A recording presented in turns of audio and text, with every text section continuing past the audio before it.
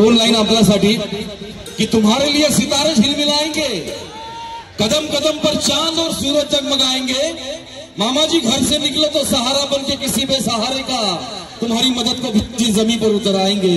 भगवान गौतम बुद्धांना वंदन करून, महामानव भारत बाबासाहेब आंबेडकरांना अभिवादन करून, आमचे मित्र जे आता नाहीये पण त्यांच्या आठवणी सतत आमच्यात असतात, राजू बालरावांना मी अभिवादन करून आज सर्व आम्ही भारतीय नागरिक म्हणून सर्वांना जय भीम आणि सर्वांना ह्या 134व्या जयंतीच्या खूप खूप शुभेच्छा देतो। भालेराव प्रतिष्ठान मला वाटतं सामाजिक क्षेत्रात म्हणजे जयंतीच नाही, ढोल ताशे असेल, सकाळची मिरवणूक असेल, त्या संदर्भात मला वाटतं समाज जनजागरण कसं करता येईल त्याच्यासाठी सतत प्रयत्न असतात। आमचे मित्र भालेराव जे असतील त्यांचं मनपूर्वक अभिनंदन करतो। आणि खरं महामानव भारतरत्न बाबासाहेब आमच्या सर्वांच्या मनामध्ये आहेतच, पण आता सर्वांच्या डोक्यामध्ये राहणं खूप गरजेचं आहे, कारण मनात असणं आणि डोक्यात राहणं खूप फरक आहे। आणि आमच्या डोक्यात असलं तर 365 दिवस आमच्या डोक्यामध्ये राहिले पाहिजे आणि ते प्रत्येकाचे शेर झाले पाहिजे, तर मला वाटतं जयंती बनवल्यासारखं होईल। महामानव भारतरत्न बाबासाहेब आंबेडकरांनी आमच्यासाठी, आमच्या देशासाठी खूप काही केलेलं आहे मित्रांनो। त्यांच्या इतकं तर आमच्याकडून काहीच होणार नाही, पण त्यांच्या नखाच्या पाय इतकं का होईना आम्ही आमच्या देशासाठी काही करू शकतो का, आम्ही आमच्या समाजासाठी काही करू शकतो का, मला वाटतं हे खूप महत्त्वाचं आहे। आज खरं बाबासाहेबाचा संघर्ष सर्वांनीच ऐकला असेल, फक्त एक शाळेतला संघर्ष मी सांगतो, कारण बरेच लहान लहान मुलं आहेत तिथे, मुली आहेत आमच्या भगिनी। ज्या वेळेला बाबासाहेब शाळेमध्ये जात असताना एका शिक्षकाने प्रश्न केला की बुवा अशी काय गोष्टी की तुम्हाला दिसते पण तुम्ही हात लावू शकत नाही।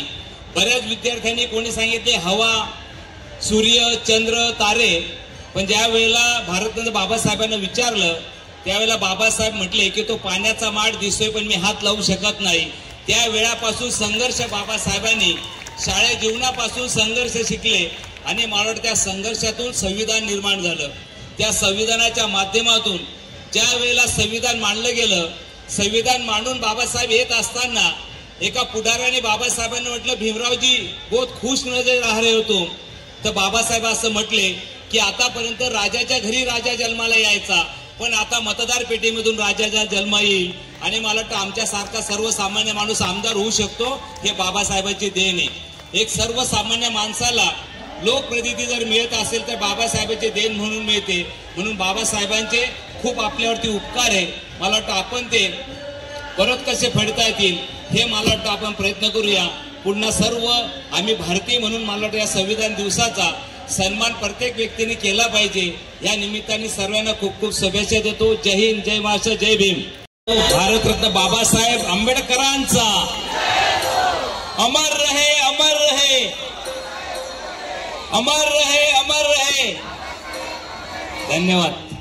बाबासाहेबान दिलं, बाबासाहेबान, बाबासाहेबान दिलं, बाबासाहेबान, बाबासाहेबान दिलं,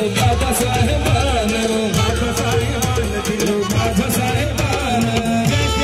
जय किरण, जय किरण, जय किरण, जय किरण, जय किरण सन्मान।